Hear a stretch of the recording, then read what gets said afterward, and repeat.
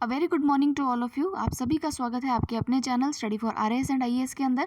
आज का हमारा वीडियो नवंबर 2020 की अंतर्राष्ट्रीय क्रोनोलॉजी के ऊपर है और ये प्रोबेबली आज अंतिम वीडियो होगा क्योंकि आज हम सारी चीज़ें लगभग कवर कर देंगे। इससे पहले जो 3 पार्ट्स आए हैं उसमें मैंने अंतर्राष्ट्रीय परिदृश्य, राष्ट्रीय परिदृश्य और आर्थिक परिदृश्य इनको बहुत रिसर्च करके आपको बताया है। कई सारी इंपॉर्टेंट बातें उसमें बताई गई है, तो प्लीज़ उनको ज़रूर से देखिएगा। चैनल पर जाके देख सकते हैं या फिर आप मेरे टेलीग्राम चैनल है वहाँ पर भी मैंने इनके लिंक्स प्रोवाइड किया, वहाँ पे देख सकते हैं, या फिर इस वाले वीडियो के डिस्क्रिप्शन में भी मैं लिंक प्रोवाइड कर दूँगी, तो तीनों वीडियो आप वहाँ से भी देख सकते हैं। और इसके अलावा हमारा जो चैनल है टेलीग्राम चैनल, उसको ज़रूर से ज्वाइन कीजिए। वहाँ पर आपको हिस्ट्री की कई सारी बुक्स मिलेगी, एनसीईआरटी की किताबें मिल जाएंगी और मेरे द्वारा जो लिखे गए आर्टिकल्स हैं जो मैंने मेंस पॉइंट ऑफ व्यू से लिखे हैं, जो लेखन शैली में आपको मदद करेंगे, वो आपको वहाँ मिल जाएंगे। और मेरा अगर आप कुछ पूछना चाहते हैं तो आप इंस्टाग्राम चैनल है study for IAS and RAS, उसको ज्वाइन कर लीजिए, वहाँ पर भी आप मुझसे पूछ सकते हैं। तो चलिए हम शुरू करते हैं पुरस्कार एवं सम्मान। तो सबसे पहला पुरस्कार, सबसे बड़ा पुरस्कार है नोबेल पुरस्कार। तो नोबेल पुरस्कार के बारे में कुछ जान लेते हैं। देखिए, अल्फ्रेड नोबेल जो थे, उनकी विल के अकॉर्डिंग जो है ये पुरस्कार दिए जाते हैं, ठीक है। और इनकी जो घोषणा होती है, तो दोस्तों इसके अंदर क्या क्या इंपॉर्टेंट बातें हैं वो हमको देखनी है। तो इंपॉर्टेंट बातें इन ए सेंस, सबसे पहले तो अवार्ड की शुरुआत, क्योंकि इतना बड़ा अवार्ड है तो हमें थोड़ा सा इसका इतिहास पता होना चाहिए। उसके अलावा किस किस क्षेत्र में दिया जाता है और अब तक दिया है तो कितने भारतीयों को इसमें स्थान मिला है, तो ये हमारे लिए जो है इंपॉर्टेंट चीज़ें हैं, इस पर हमको गौर करना होगा। उसके बाद हम देखेंगे कि इस बार यानी 2020 में किस किस को ये अवार्ड दिया गया है। तो सबसे पहले आप देखिए कि जो अल्फ्रेड नोबेल थे, अल्फ्रेड नोबेल के बारे में आपने सुना होगा, इन्होंने डायनामाइट का इन्वेंशन किया था, ठीक है। और ये बिजनेसमैन भी थे और एक इन्वेंटर भी थे, जिसको हम कहते हैं इन्वेंशन भी किया करते थे। तो इनकी जो विल थी, इनके पास पैसा बहुत सारा था, तो इनकी जो विल ये लिख करके गए थे, तब इन्होंने कहा था कि भाई मेरे जो पैसे हैं ये अवार्ड के रूप में जो है लोगों को दिए जाने चाहिए जो कि किसी भी क्षेत्र में अच्छा कार्य करते हैं, ठीक है। तो देखिए अब ये जो है ये 5 क्षेत्रों के अंदर जो है ये पुरस्कार दिया जाता है। एक आप देखिए, एक है आपका फिजिक्स, एक है केमिस्ट्री, एक है मेडिसिन, एक है आपका साहित्य यानी लिटरेचर, और एक आखिरी है जिसको बोलते हैं पीस प्राइज, ठीक है, यानी शांति पुरस्कार। तो ये सारे पुरस्कार तो आपको देते हैं स्वीडन के अंदर, ठीक है। अब नक्शे में आप देखिएगा स्वीडन कहाँ पर है। अगर आप देखेंगे तो यूरोपीय महाद्वीप जो है उसके अंदर सबसे ऊपर जाकर के अगर आप देखेंगे तो आपको 3 देश दिखाई देंगे, नॉर्वे, स्वीडन और फिनलैंड। तो वहाँ पर स्वीडन है। और ये वाला जो पीस वाला पुरस्कार है ये आपको नॉर्वे की राजधानी ओस्लो के अंदर दिया जाता है। अब देखते हैं कि भारत में अब तक कितने लोगों को जो है ये पुरस्कार मिला है। तो देखिए सबसे पहले तो रविंद्रनाथ टैगोर, उनको ये पुरस्कार मिला था साहित्य के लिए, ठीक है। उसके बाद अगर आप देखें तो फिजिक्स के अंदर आपने नाम सुना होगा सुब्रमण्यम चंद्रशेखर का, चंद्रशेखर लिमिट सुना होगा आपने, चंद्रशेखर लिमिट वाले, ठीक है, उनको मिला है। और एक थे चंद्रशेखर जिन्होंने रमन इफेक्ट दिया था, ठीक है, रमन इफेक्ट वाले, इनको मिला था। उसके अलावा आप देखिए जो मदर टेरेसा हैं, हालांकि वो इंडियन ओरिजिन की नहीं है, लेकिन वो मदर टेरेसा जो है उनको जो है पीस प्राइज़ मिल चुका है, शांति के लिए पुरस्कार मिल चुका है। और शांति के लिए ही एक पुरस्कार मिला है किनको किनको किनको, महात्मा गांधी को नहीं मिला। महात्मा गांधी कई बार नॉमिनेट हुए लेकिन महात्मा गांधी को शांति का पुरस्कार अभी तक नहीं मिला।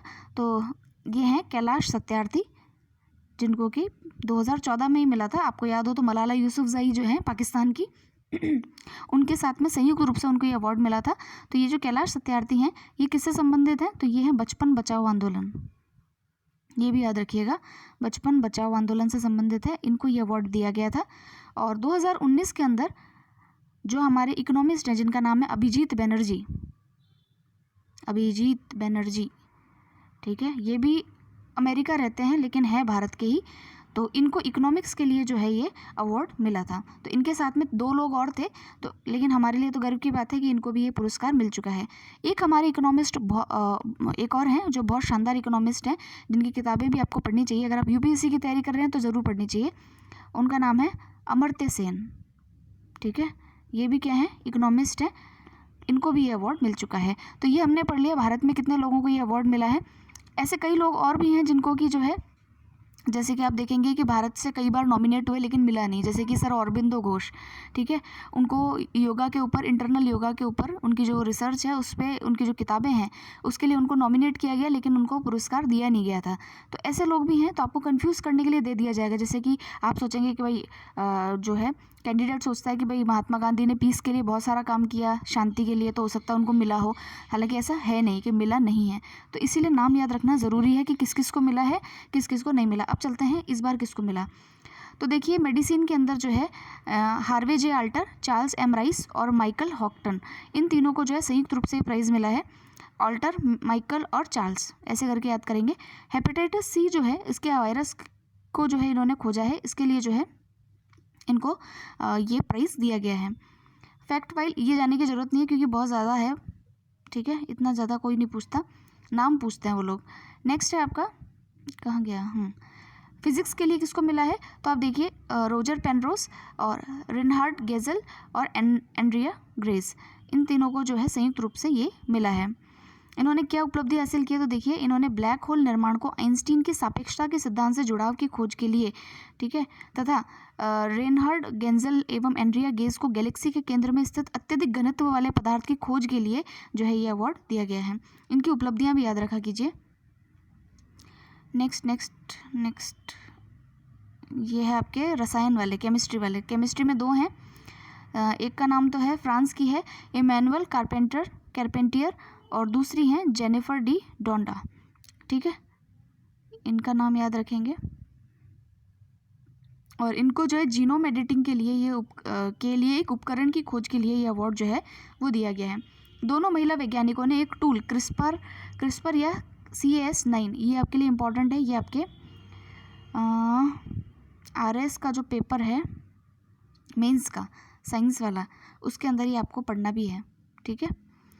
जेनेटिक सीजर्स को विकसित किया है। इस जेनेटिक सीजर्स का उपयोग करते हुए शोधकर्ता जानवरों, पौधों और सूक्ष्म जीवों के DNA को आसानी से बदल सकते हैं, ठीक है। नेक्स्ट हमारे लिए जो है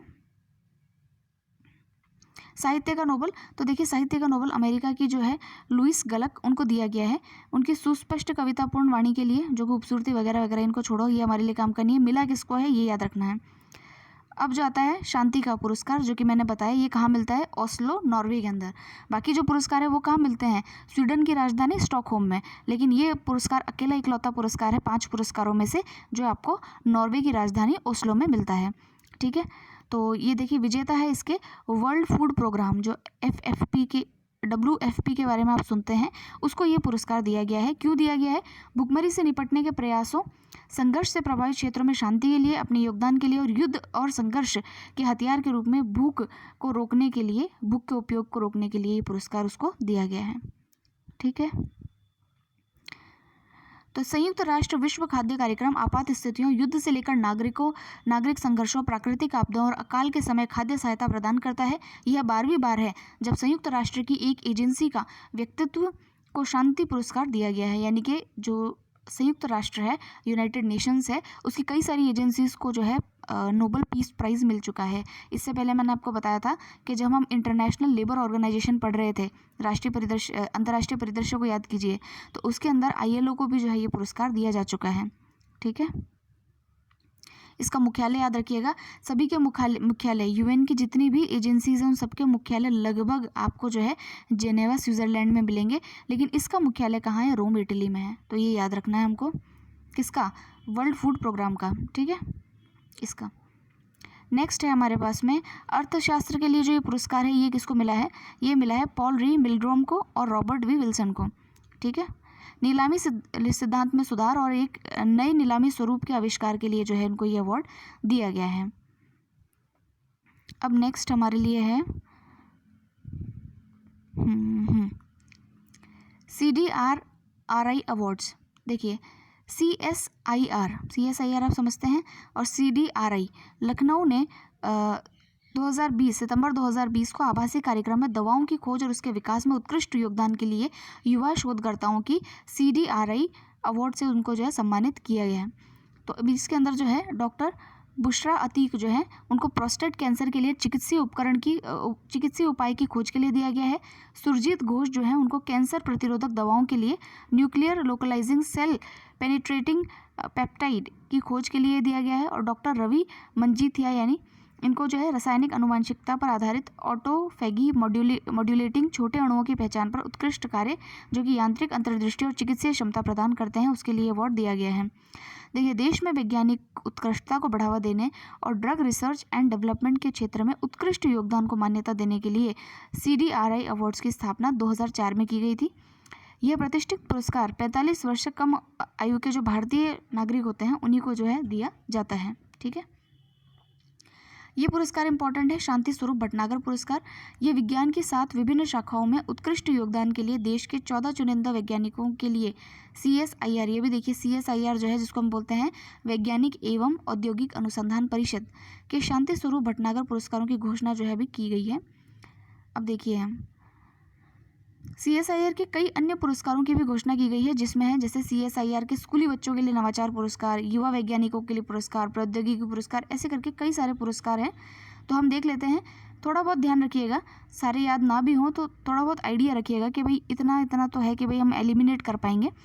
तो देखिए, बायोलॉजिकल साइंस में डॉक्टर शुभादीप चटर्जी और डॉक्टर वत्सला तिरुमलाई को, केमिकल के अंदर ज्योतिर्मयी दास और डॉक्टर सुबी जैकब जॉर्ज को, पर्यावरण और अर्थ साइंस में अभिजीत मुखर्जी और डॉक्टर सुयेंद्र दत्ता को, इंजीनियरिंग के अंदर डॉक्टर अमोल अरविंद और कुलकर्णी एवं डॉक्टर केशव दास गुप्ता, गणित के अंदर डॉक्टर रजत शुभ्रा, चिकित्सा के अंदर डॉक्टर बुशरा अतीक और भौतिकी विज्ञान के अंदर डॉक्टर राजेश क्या लिखा है गनमपति और डॉक्टर सुरजीत धारा।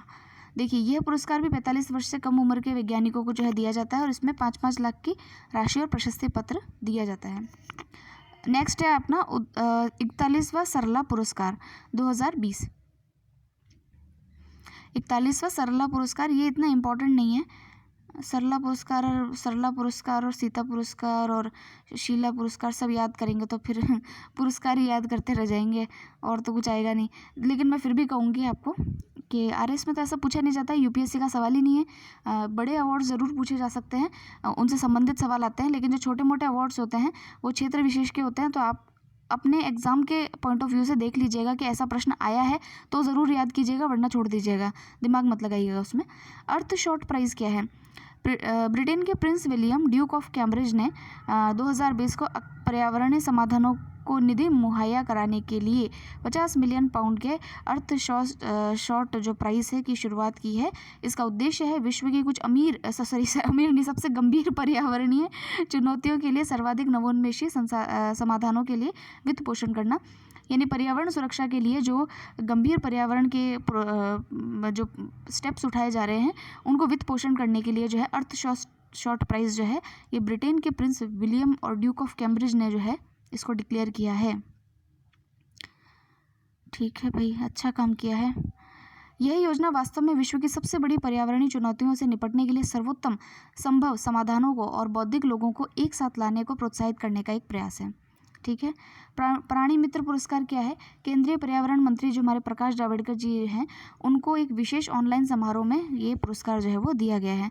केंद्रीय चिड़ियाघर प्राधिकरण ने बंदी पशु प्रबंधन की दिशा में काम करने वाले चिड़ियाघर अधिकारियों और कर्मचारियों को प्रोत्साहित करने के लिए प्राण मित्र पुरस्कारों की स्थापना जो है वो की है। राष्ट्रीय स्टार्टअप पुरस्कार, अब ये सारे तो पढ़ने की जरूरत नहीं है। क्या है? गान साम्राज्ञी लता मंगेशकर पुरस्कार 2020-21 किसको मिला है भैया? तो ये मिला है महाराष्ट्र सरकार ने पार्श्व गायिका उषा मंगेशकर को गान साम्राज्ञी लता मंगेशकर पुरस्कार जो है वो प्रदान करने की घोषणा की है। तो वहाँ के संस्कृति विभाग ने ये पुरस्कार उनको दिया है। स्वच्छ भारत पुरस्कार, ये इंपॉर्टेंट है, थोड़ा सा इसको ध्यान में रखेंगे। तो देखिए, जल शक्ति मंत्रालय जो है द्वारा गांधी जयंती के अवसर पर स्वच्छ भारत पुरस्कार का वितरण किया गया है। तो अब आप देखिए, जल शक्ति मंत्री कौन है? गजेंद्र सिंह शेखावत जी हैं। और अब आप बताएंगे कि जल शक्ति मंत्रालय में कितने मंत्रालयों का विलय करके जो है इस नए मंत्रालय की स्थापना की गई थी। ये आपके लिए होमवर्क है। कुछ क्वेश्चन आंसर्स भी आप फाइंड आउट किया कीजिए जिससे कि आपका जो है इसमें इंगेजमेंट जुड़ा रहे। अब देखिए, स्वच्छ सुंदर सामुदायिक शौचालय, ये अभियान जो है सर्वश्रेष्ठ राज्य है इसके अंदर गुजरात।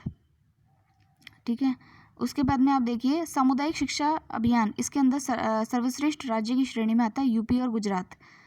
हमारा राजस्थान तो है ही नहीं। गंदगी मुक्त भारत अभियान में अधिकतम श्रमदान भागीदारी के लिए प्रथम पुरस्कार तेलंगाना को और अधिकतम ODF प्लस गांव घोषित करने के लिए प्रथम पुरस्कार हरियाणा को। दीवार पर चित्रों के माध्यम से अधिकतम IEC यानी सूचना और शिक्षा संदेशों को प्रसारित करने के लिए प्रथम पुरस्कार पंजाब के मोगा जिले को। तो देखिए ये प्रधानमंत्री के द्वारा सप्ताह भर का गंदगी मुक्त अभियान भारत चलाया गया था। उक्त पुरस्कारों के अलावा कई श्रेणियों में विभिन्न पुरस्कार भी दिए गए। ठीक है, छोड़ो। फिर है UNHCR द्वारा नानसेन शरणार्थी पुरस्कार। ये क्या है? UNHCR के ऊपर जो है UPSC में एक बार क्वेश्चन आया था, तो इसको देख लेते हैं। संयुक्त राष्ट्र शरणार्थी एजेंसी, इसने जो है एक नानसेन शरणार्थी पुरस्कार जो है वो दिया है। किसको दिया है? तो ये जो है कोलंबियाई युवा कार्यकर्ता मेरिलिन वेरगारा पेरेस, ठीक है, उन्होंने जो है इसको दिया है। उन्हें कोलंबिया में शरणार्थियों की भलाई के लिए काम करने और बच्चों व किशोरों को यौन शोषण से बचाने में 2 दशक तक असाधारण काम करने के लिए जो है ये पुरस्कार दिया गया है। ठीक है, नेक्स्ट है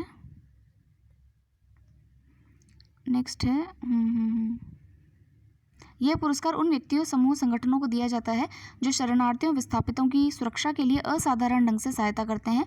इस पुरस्कार का नाम जो है फ्रिड्रिक नानसेन के नाम पर रखा गया है, जो वर्ष 1920 से 1930 तक लीग ऑफ नेशंस में शरणार्थियों के लिए पहले हाई कमिश्नर थे। ठीक है,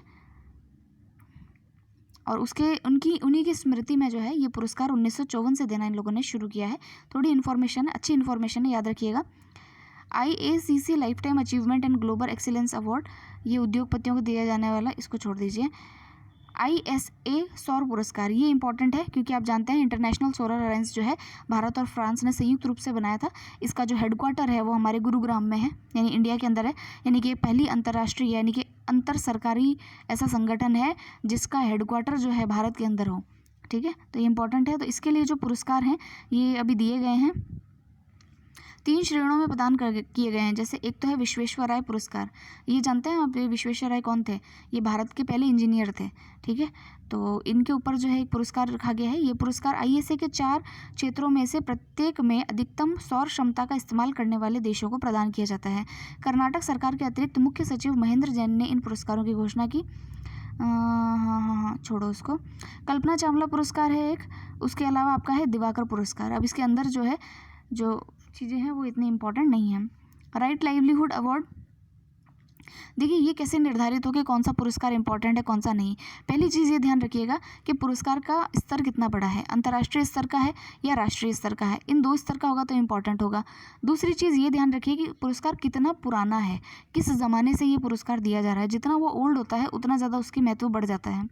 तीसरा देखिएगा कि जो उसका फील्ड है, किस फील्ड में जो है वो पुरस्कार दिया जा रहा है।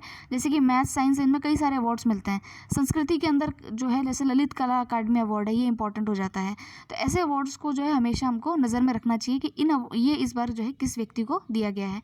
चौथी दृष्टि ये रखिए कि अगर आप RS की तैयारी कर रहे हैं या UP PCS की कर रहे हैं तो जिस स्टेट का अवार्ड हो उस स्टेट के हिसाब से आप उस अवार्ड को याद रखें, क्योंकि स्टेट एग्जाम्स में उन अवार्ड्स को ज़रूर पूछा जाता है। ठीक है, तो इसको हम छोड़ देते हैं। ये है सखारोव मानवाधिकार पुरस्कार। ये जो है यूरोपीय संसद द्वारा विचारों की स्वतंत्रता के लिए प्रदान किए जाने वाला 2020 के सखारोव पुरस्कार की घोषणा की गई है। इस वर्ष ये पुरस्कार बेलारूस के लोकतांत्रिक विपक्ष को प्रदान किया जाएगा। ये छोड़ो, इसमें बाकी की बात है। हाँ, डॉक्टर जेजिनी वर्गीस को आउटस्टैंडिंग यंग पर्सन का अवार्ड जो है वो दिया गया है। ब्रिटेन की भारतीय मूल की प्लास्टिक सर्जन डॉक्टर जेजिनी वर्गीस को स्तन कैंसर के निदान और उपचार के लिए उनके अविश्वसनीय वैज्ञानिक योगदान के लिए एक गैर लाभकारी NGO द्वारा जो है outstanding young person of the world जो है ये पुरस्कार के लिए उनको चुना गया है। ठीक है, ये हो गया। अब हम थोड़ा खेल परिदृश्य पढ़ेंगे, इसमें देखते हैं क्या क्या है। खेल परिदृश्य में हम देखते हैं कि कौन से जो खेल हैं वो इम्पॉर्टेंट है। खेल परिदृश्य में कुछ जो इम्पोर्टेंट खेल होते हैं, जैसे कि आप देखेंगे टेनिस के अंदर कई इम्पोर्टेंट ट्रॉफीज़ होती हैं, क्रिकेट में होती हैं। टेनिस के ऊपर एक बैडमिंटन था, उसके ऊपर तो एक क्वेश्चन आया भी था RS 2018 वाले क्वेश्चन पेपर में। तो देखिएगा आप उस क्वेश्चन को, मैंने शायद कहीं बताया भी था आपको।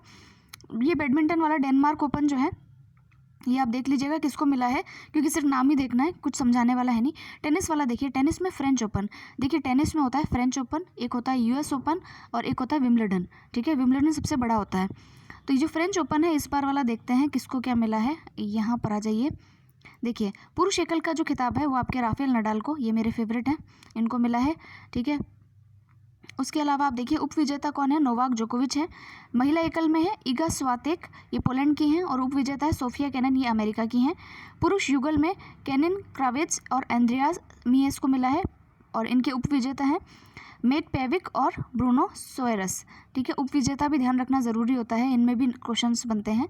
महिला युगल देखिए टिमिया बोबोस एंड क्रिस्टीनिया म्लादेनविच फ्रांस की, और एलेक्सा गुआर्ची और देनसेरे क्रेवसिक ये अमेरिका के हैं। नाम बड़े अजीब हैं।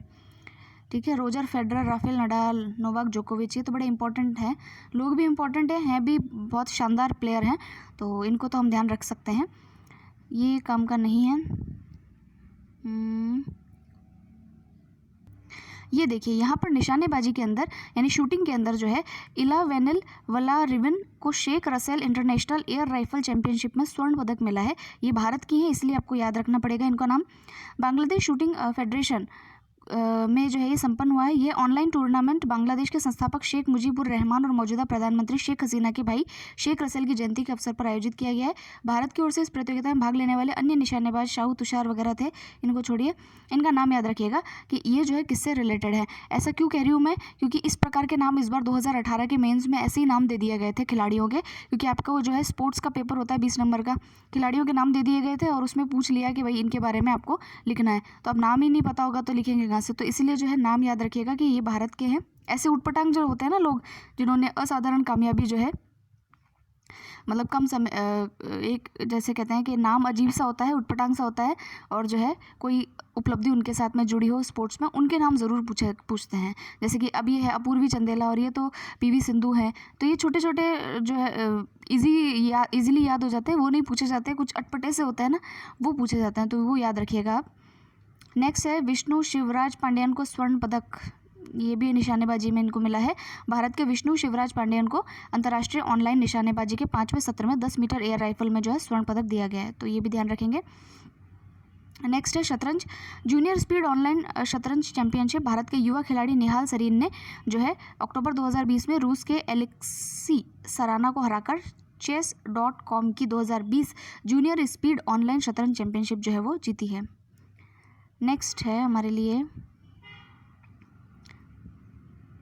अब हम नियुक्तियों पर चलते हैं। तो देखिए जो शेखर कपूर हैं उनको FTII यानी भारतीय फिल्म और टेलीविज़न संस्थान का जो है अभी अध्यक्ष बनाया गया है।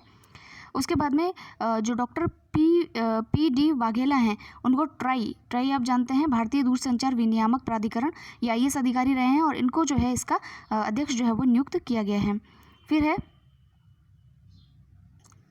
J वेंकट रामू हैं जिनको कि केंद्र सरकार ने अभी इंडियन पोस्ट पेमेंट बैंक जो है उसका नया प्रबंध निदेशक और मुख्य कार्यकारी अधिकारी यानी CEO जो है वो बनाया है। ये इस पद पर वह सुरेश सेठी का स्थान लेंगे, तो इसको भी आप ध्यान में रखें। फिर है M राजेश्वर राव, केंद्र सरकार ने M राजेश्वर राव को भारतीय रिजर्व बैंक यानी RBI का नया डिप्टी गवर्नर जो है वो नियुक्त किया है, तो इनको ध्यान रखना है। वर्तमान में आप जानते हैं कि शक्तिकांत दास जो हैं वो RBI के गवर्नर हैं, ठीक है, तो इनको ध्यान में रखना है। नेक्स्ट है हमारे पास यहाँ पे जो ये निधन वाला पार्ट है उसमें आप देखिएगा भानु अथैया के बारे में जानना ज़रूरी है। ये भारत के लिए पहला ऑस्कर अवार्ड जीतने वाली कॉस्ट्यूम डिज़ाइनर थी भानु अथैया। इनका जो है अभी 91 वर्ष की आयु में निधन हुआ है। और निदेशक गांधी के लिए जॉन मोलो के साथ संयुक्त रूप से सर्वश्रेष्ठ कॉस्ट्यूम डिज़ाइन के लिए अकादमी पुरस्कार भी जीत चुकी थी। भानु अथैया का नाम ध्यान रखिएगा, पूछ सकते हैं कि भानु अथैया का जो संबंध है निम्न में से किससे है, तो आप बता सकेंगे।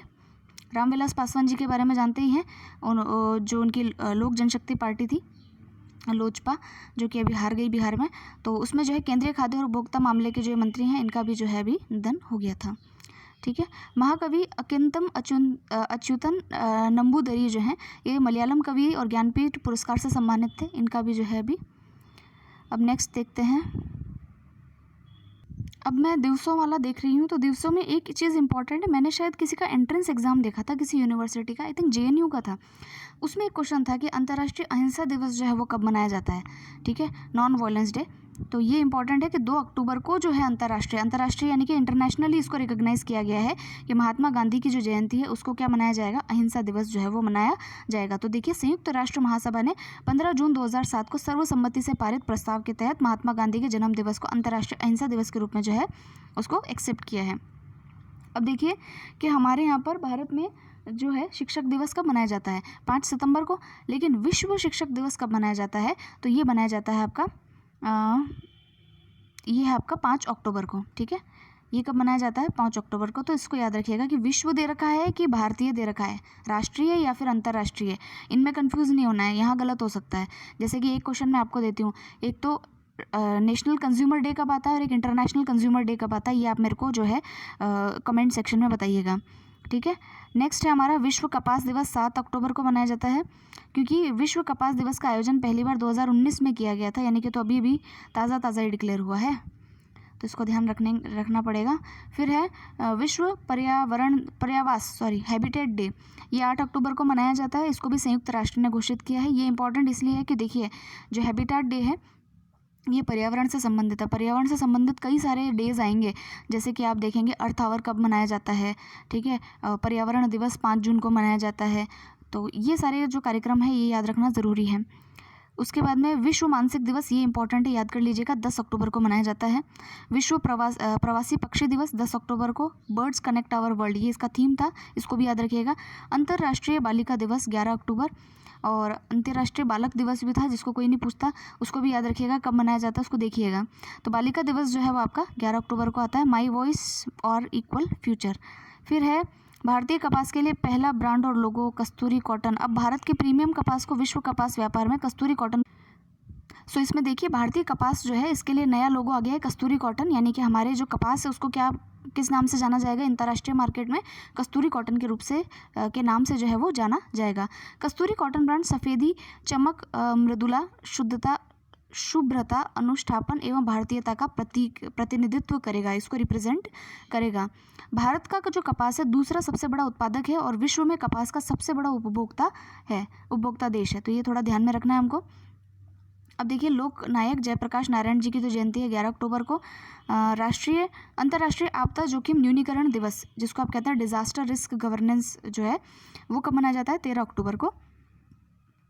राष्ट्रीय डाक टिकट संरक्षण दिवस 13 अक्टूबर को। विश्व मानक दिवस स्टैंडर्ड्स डे, ये भी आता है 14 अक्टूबर को। ग्लोबल हैंड वॉशिंग डे, ये तो याद कर लीजिएगा, क्या पता पूछ ले, 15 अक्टूबर को है। विश्व छात्र दिवस 15 अक्टूबर को। APJ अब्दुल कलाम की जो जयंती है मनाने के लिए 15 अक्टूबर को विश्व छात्र दिवस जो है उसके रूप में इसको मनाया जाता है। महिला दिवस तो आप जानते हैं, अंतर्राष्ट्रीय ग्रामीण महिला दिवस 15 अक्टूबर को और महिला दिवस 8 मार्च को। ठीक है, विश्व खाद्य दिवस 16 अक्टूबर को, ये याद रखना है। नेक्स्ट है अपना नेशनल सुरक्षा गार्ड्स NSG का स्थापना दिवस। विश्व सांख्यिकी दिवस 20 अक्टूबर को। अंतर्राष्ट्रीय निर्धनता उन्मूलन दिवस 17 अक्टूबर को। Global iodine deficiency disorder prevention day 21 अक्टूबर। पुलिस स्मृति दिवस, ये इतना ही, ठीक है, इतने ही काम के हैं। संयुक्त राष्ट्र संघ का स्थापना दिवस, ये भी आया था JNU वाले एंट्रेंस एग्जाम में, 24 अक्टूबर को आया था, 24 अक्टूबर को मनाया जाता है मतलब। विश्व पोलियो दिवस 24 अक्टूबर। फिर है सतर्कता जागरूकता सप्ताह। अच्छा, अभी देखिए कि अभी रोड सेफ्टी जो है उसके ऊपर 24 से लेकर 30 नवंबर तक जो है वो जो है सुरक्षा सप्ताह चल रहा है, वो भी याद रखिएगा, मुझे ध्यान आ गया इसको देख करके। अंतर्राष्ट्रीय खाद्य सुरक्षा परिषद। अब ये यहाँ पे कुछ चर्चित पुस्तकें हैं, इनका नाम याद रखना है। द खालिस्तान कॉन्स्पिरेसी, ये किसकी है, GBS सिद्धू की है, रॉ के पूर्व खुफिया अधिकारी रहे हैं ये। नेक्स्ट है legend of Suheldev, the king who saved India, Amish Tripathi की। अमीश त्रिपाठी एक रिनाउंड राइटर हैं। फिर है शशि थरूर की किताब है द बैटल ऑफ बिलोंगिंग। फिर है on the trail of Buddha a journey to the east, ये है दीपाकर एरॉन। और अभी जो है बराक ओबामा जी की एक पुस्तक है, वो काफ़ी चर्चा में रही है, क्योंकि भारत के जो प्रधानमंत्री मनमोहन सिंह जी हैं, मोदी जी हैं, इनके बारे में उन्होंने कई सारे स्टेटमेंट दिए हैं। ठीक है, तो वो किताब कौन सी है वो आप मुझे बताएंगे, वो एग्जाम पॉइंट ऑफ व्यू से इंपॉर्टेंट है इस बार। नेक्स्ट देखते हैं अंतर्राष्ट्रीय सौर गठबंधन का तीसरा सम्मेलन। इसका तीसरा सम्मेलन हुआ है, इसके बारे में हम पढ़ चुके हैं, इसको आप रीड कर लीजिएगा। फिर है वर्ल्ड इकोनॉमिक फोरम, इसके बारे में मैं कई बार बता चुकी हूँ। वर्ल्ड इकोनॉमिक फोरम जो है विश्व आर्थिक मंच, इसका जो है इसका आयोजन ल्यूसन बर्गनेस्टॉक में जो है स्विट्ज़रलैंड में हुआ है, और इसकी जो मुख्यालय है वो कहाँ पर, जेनेवा स्विट्ज़रलैंड में है। और क्लास श्राफ जो है ये इसके संस्थापक और कार्यकारी यानी CEO हैं। Committed to improving the state of the world, ये इनका जो है लोगो है।